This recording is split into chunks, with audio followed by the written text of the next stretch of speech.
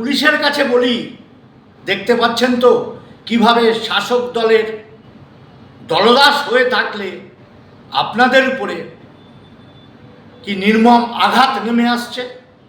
আপনারা পারছেন না শামশেরগঞ্জ ধুলিয়ানে হিন্দুদেরকে বাঁচাতে। আপনাদের তখন লাঠি থাকে না, বন্দুক থাকে না, কিন্তু ওই তৃণমূলের নেতারা আপনাদেরকে যখন তখন যে কদর্য ভাষায়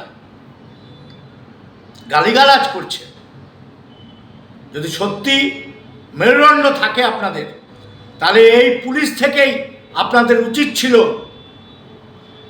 সিজ ওয়ার্ক করা।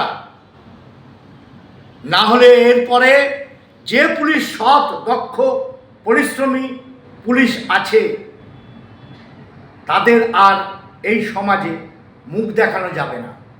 তাই বিবেকবান পুলিশদের কাছে আমার অনুরোধ, এই হুমায়ুন কবির, অনুব্রত মণ্ডল, অনেক তৃণমূলের নেতারা এদের আর দলদাস বৃত্তি না করে সঠিকভাবে নিজেদের কাজ করুন।